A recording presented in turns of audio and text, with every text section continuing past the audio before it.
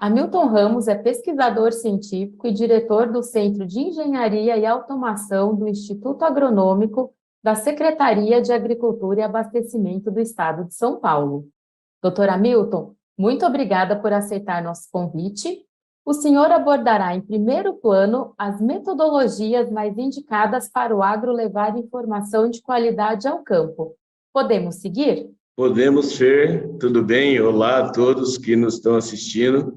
Eu é que agradeço, Fernanda, ao Fonte Agro, a oportunidade de estar conversando um pouco com vocês sobre essas metodologias e alguns problemas que nós temos aí e soluções, né, para trabalhar um pouco esse treinamento no agro, que é um pouco diferente de outras áreas. Né? Eu vou compartilhar a minha apresentação, fiz uma breve apresentação para poder contextualizar o problema e para nós podermos discutir um pouco em cima dele. Bom, vamos discutir um pouco sobre os fundamentos do treinamento quando a gente fala em aplicadores de defensivos, quando a gente fala no agro de uma forma geral. O primeiro passo é nós entendermos que nós temos aí um país continental. E que quando a gente fala aplicador de defensivo, nós estamos falando de um cenário totalmente diverso quando nós pegamos as diferentes regiões. Se nós pegarmos a região mais interna, a região do Cerrado no Brasil, que é considerada a nossa fronteira agrícola, nós vamos ver que nós temos aí uma agricultura de grandes áreas, com grandes equipamentos, que é a nossa agricultura de commodities, onde nós temos, nestas áreas, uma tecnologia bastante avançada, já incorporado ao sistema de produção. Quando nós pegamos, no entanto, essa área mais próxima ao oceano, que é basicamente onde começou a nossa colonização, nós já temos aí um cenário totalmente diferente. Nós já temos aí um universo de equipamentos totalmente diferente, de tamanho de propriedade totalmente diferente.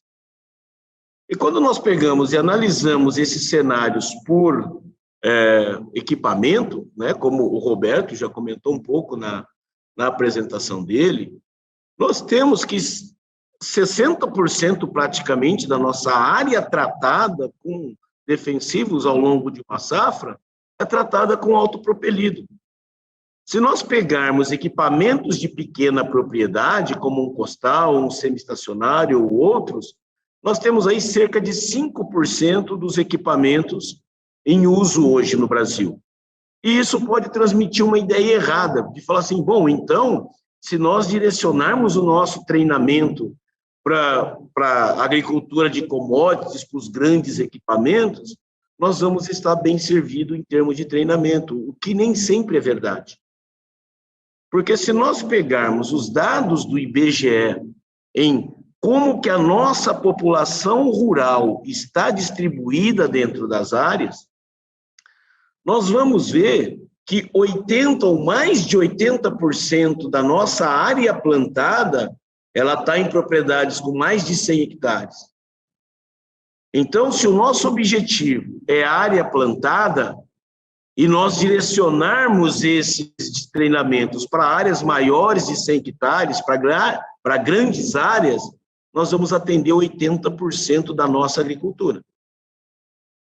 Só que existe o outro lado, porque em propriedades menores do que 100 hectares, estão aí 80% ou mais do número de trabalhadores, do número de pessoas envolvidas com essa atividade. Então, se a NR31, os treinamentos abordados ou estipulados pela NR31, atendem bem essas grandes propriedades, essas áreas plantadas, porque aí existe uma relação trabalhista, ela não atende as pequenas propriedades, porque grande maioria delas, a grande maioria, é representada por agricultura familiar, onde a legislação trabalhista não atende. Daí vem o aplicador legal do Ministério da Agricultura para atender essa necessidade. Então, hoje, o Brasil, com o aplicador legal, que também foi já conversado um pouco pelo Roberto, a ideia é atender o total dos nossos trabalhadores envolvidos na aplicação de defensivos hoje no Brasil. Bom, só que treinamento não é de hoje que se fala no Brasil. O treinamento já é coisa que vem acontecendo há muitos anos.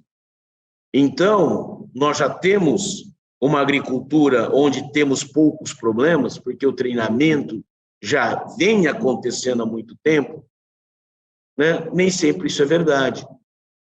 Se nós pegarmos um identificador que eu escolhi, né, para entendermos como é que está a aplicação de defensivos, que é a qualidade de pulverizador em uso, e ela é tão importante que nós temos já normas ISO, normas de qualidade para avaliar essa qualidade, e nós, dentro do Aplique Bem, avaliamos a qualidade dos pulverizadores em uso de acordo com essa norma. O que nós encontramos nos trabalhos feitos por nós dentro do Aplique Bem?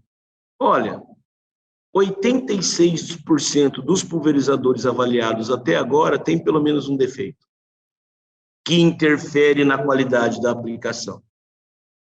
Bom, mas aí você está avaliando tudo. Nós já vimos que 60% da nossa pulverização é feita por grandes máquinas e que tratam grandes áreas. Beleza. Se eu pegar só autopropelido, que é aquele que tem 58%, que trata 58% das áreas tratadas, 83% deles tem algum defeito. E eu peguei... Número bastante elevado, Hamilton. Bastante elevado. E aí eu peguei assim, olha, só um defeito, que é uma preocupação muito grande que eu tenho hoje, principalmente quando se fala em elevação de tecnologia, se pensa em redução de volume de água, em aumento de concentração de calda, etc. Um fator muito importante dentro dessa tecnologia que vem sendo desenvolvida é a agitação de cauda. E quando nós pegamos só o autopropelido com relação a um item específico, que é agitação de cauda, mais de 30% deles têm problema.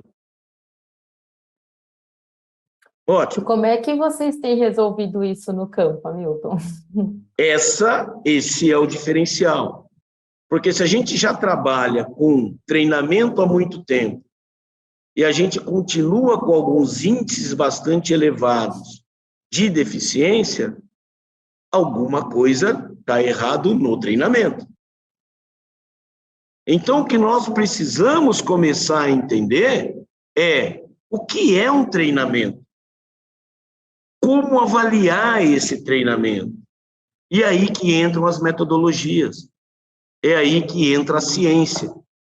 Porque se nós vamos desenvolver treinamentos, nós temos que partir de algumas premissas básicas, que são importantes entender para poder se fornecer o treinamento. A primeira delas é que o treinamento, o objetivo do treinamento é promover melhoria, é mudar a atitude. Se você treina uma pessoa e daí 20 anos você ainda está treinando a mesma pessoa e a situação não mudou, isso é custo, não é investimento. A pessoa tem que entender para poder melhorar, né? Para ela poder entender, a gente tem que começar a entender, nós treinadores, nós que levamos a informação, temos que começar a entender que todo treinamento deve buscar a compreensão de conceito e não a memorização de informação. Não adianta decorar para a prova, na semana seguinte você esqueceu. Você tem que entender não o que você tem que fazer, mas por que você tem que trazer. Qual é a melhoria que aquilo incorpora no seu sistema de produção? Esse é o importante. É isso que o trabalhador, que quem está sendo treinado tem que entender. Só que para isso, nós precisamos colocar também na cabeça de quem está treinando que a responsabilidade de qualquer ato de comunicação é sempre do emissor. Aquela história de que o agricultor é reticente à mudança, que você pode treinar, que ele não vai mudar, a culpa não é do agricultor. a culpa é de quem está levando a informação, que não está sendo eficiente em fazer com que ele compreenda o conceito. Então, ele pode até tentar mudar, mas se ele não entendeu o conceito, ele volta para a zona de conforto dele. Volta para aquilo que ele faz errado, entre aspas, o errado, que nós vamos discutir um pouco, porque ele se sente seguro dentro daquela situação. Né? Então, eu também tenho alguns problemas em entender algo do tipo assim, algumas pulverizações chega-se a perder 70% daquilo que é aplicado. Ótimo. Quem é que paga por isso? Não é o produtor? Se ele entender que ele pode produzir com a mesma qualidade, gastando 70% menos de produto, gastando menos tempo para pulverizar, por que ele vai continuar gastando 70% a mais? Se ele está gastando é porque ele não entendeu. E se ele não entendeu, alguma coisa está de errado no treinamento. Outro fator que é muito importante é entender que o que estimula uma pessoa a mudar, e o que a gente está buscando são mudanças de atitude, o que estimula uma pessoa a mudar são os acertos e não os erros. Então, quando eu chego num produtor e falo, isso aqui está errado, isso aqui está errado, isso aqui tem que mudar, isso aqui tem que mudar, isso aqui tem que mudar, é a mesma coisa de uma pessoa que passa por você e te critica o tempo inteiro. Quando ela te criticar novamente, é só mais uma crítica, aquilo não te muda em nada, é só mais uma crítica que ela te trouxe. Agora, se você tem uma pessoa que costuma te elogiar, a hora que ela te faz uma crítica, você vai, puxa, mas ela sempre me elogiou, agora ela está me criticando, eu preciso melhorar esse pouco para ser perfeito, e isso te estimula. Então, não adianta só evidenciar erro, né? Eu tenho que evidenciar os acertos e mostrar como melhorar ainda mais aquela situação. E por último, né, um indicativo de que uma pessoa esquece 80% daquilo que ela aprendeu de forma passiva em até 2 anos. Ou seja, eu não consigo avaliar um treinamento única e simplesmente logo depois que ele aconteceu. Porque eu não consigo medir a fixação, eu não consigo medir o quanto eu fui eficiente em fazer com que aquele treinando compreendesse os conceitos e mudasse a situação dele. Então, se eu não levar essas premissas em consideração, é difícil eu fazer e avaliar um bom treinamento que leve a uma mudança de atitude, que leve a uma melhoria na situação de trabalho. Associado a isso, eu tenho que entender o perfil de quem eu vou treinar.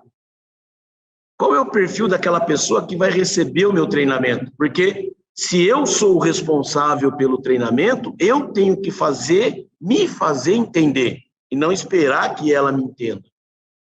E hoje no Brasil, nós temos normalmente um aplicador com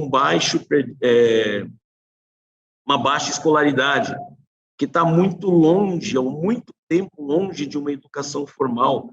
É difícil você trazer essa pessoa para uma sala de aula. Via de regra, esses agricultores, esses aplicadores aprenderam a trabalhar com leigos, principalmente outros agricultores e membros da família, e nunca receberam um treinamento formal para essa atividade. Então, o que acontece? Aqui vem o conceito de falha e erro. O que nós temos no campo hoje, na realidade, são falhas na aplicação e não erro. Porque o agricultor faz aquilo que ele aprendeu a fazer. E ninguém foi eficiente em mostrar para ele que ele pode fazer melhor, que ele compreenda em como fazer melhor. Então, um bom treinamento vai começar a reduzir essas falhas. Erro é quando a pessoa sabe como fazer o certo e resolve que não quer fazer daquele jeito. Se eu estou dirigindo numa rodovia, eu sei que o limite é 100 por hora, eu posso andar a 150, mas eu sei o que vai me acontecer se eu for pego ou alguma coisa do tipo. Isso é um erro. mas falha, a pessoa que está trabalhando não consegue ver o erro embutido naquela situação, naquele cenário. E o outro perfil que nós temos que levar em consideração quando nós trabalhamos no Brasil é deslocamento. Não dá para eu treinar um instrutor aqui em São Paulo e mandar ele para o Pará, para o Piauí, né? Que só esse tempo de deslocamento é muito longe. Eu tenho que, em alguns lugares, né, se eu pegar ainda estado de São Paulo, Paraná, é mais prático, mas se eu pensar em deslocamentos, lá na região do Mato Piba, se eu pensar, né, que são áreas mais distantes, é complicado muitas vezes deslocamento para treinamentos nessa área. E nós temos, dentro de Brasil também, um número de cenário muito variado, que pode ir desde o uso de um semi-estacionário a um autopropelido. Então, achar que nós vamos desenvolver um material didático que serve para todos os cenários é bobeira, né? Os conceitos são os mesmos. Os conceitos a serem passados são os mesmos, mas a forma de transmitir tem que ser diferente, porque o nível de compreensão, a realidade dos agricultores, quando se trabalha Brasil, é muito diferente. E tudo isso tem que ser levado em consideração quando eu penso em como eu vou fazer o treinamento. Qual o método que eu vou usar? Eu vou usar EAD? Eu vou usar semipresencial? Eu vou usar presencial? Tem espaço para todo mundo. Depende do cenário, depende do perfil. Só que o que acontece? Com todo esse cenário, com toda essa situação que eu mostrei, hoje ainda no Brasil, treinamento é avaliado pelo número de pessoas treinadas. Então, o que é qualidade? Qualidade é treinar 100 milhões de pessoas, qualidade é treinar 20 milhões de pessoas, qualidade é treinar 1 milhão de pessoas. Mas quando é que se preocupou, quando é que se viu algum treinamento preocupado em o quanto essa pessoa aprendeu? Então, enquanto nós tivermos como padrão de qualidade número de pessoas treinadas, nós nunca vamos chegar a lugar nenhum. Porque eu posso colocar 5.000 pessoas numa sala, faço uma palestra de 15 minutos e eu treinei 5.000 pessoas. Tá? Mas o quão eficiente esses 15 minutos foram para fazer aquela pessoa melhorar, para fazer ela mudar, para melhorar a qualidade da aplicação, para reduzir contaminação do trabalhador, do alimento, contaminação ambiental, sem prejudicar a qualidade de controle ou da produção daquele agricultor. Então, olha, eu trouxe como exemplo de eficácia de treinamento, novamente, né? Nós temos o Aplique Bem no IAC, uma parceria nossa com a UPL, onde nós também trabalhamos treinamento, mas esses conceitos de treinamento já vêm sendo testados nos últimos 15 anos. Então, qual é o perfil? Nós não trazemos o produtor para o treinamento, nós levamos o treinamento até o produtor. Né? Ele está na cultura dele, no ambiente dele, no equipamento que ele está acostumado a usar. Isso facilita a compreensão de conceitos, porque ele está acostumado com aquele dia a dia dele. Outra coisa, apesar dos nossos 15 anos, esses dados aqui, eles não estão... eu atualizei até 2019, metade de 2019, antes da pandemia, mas aqui nós temos 3.262 atividades para 67.000 pessoas. Né? Hoje nós estamos em 78.000 pessoas treinadas, mas a proporção continua a mesma. E uma das coisas que a gente ouve, nossa, mas em 15 anos vocês treinaram só 78.000 pessoas? Não, é que a gente limita o número de pessoas por atividade. Porque se eu for mostrar um cardan, se eu for mostrar um bico de pulverização, que é desse tamanhozinho, num treinamento com 100 pessoas, alguém vai perder o interesse. Alguém não vai conseguir ver. Então, se eu quero um treinamento com compreensão de conceitos e mudanças de atitude, eu tenho que ter um número de pessoas adequado para aquela situação.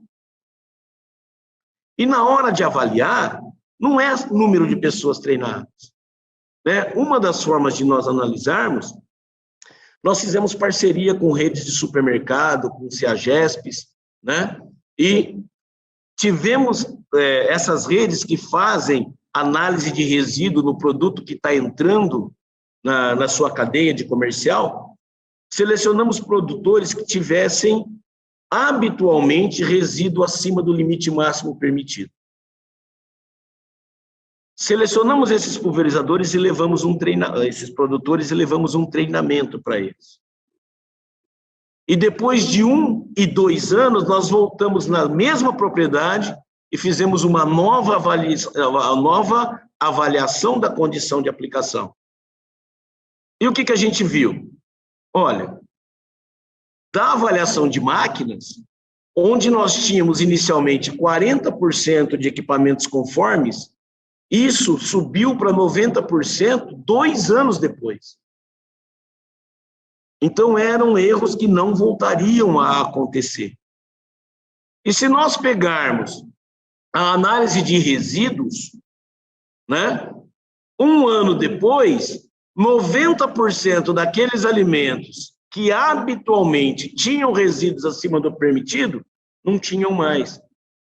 Ou seja, o agricultor conseguiu compreender o conceito, conseguiu entender o erro. E isso faz com que o treinamento deixe de ser um custo para ser um investimento. Porque existe melhora da cadeia produtiva, existe melhora da saúde do trabalhador, existe melhora ambiental envolvido nessas atitudes. Então, o que nós precisamos hoje é começar a mudar a forma como nós vemos treinamento. E entender treinamento como um fator de mudança de atitude, um fator de melhoria.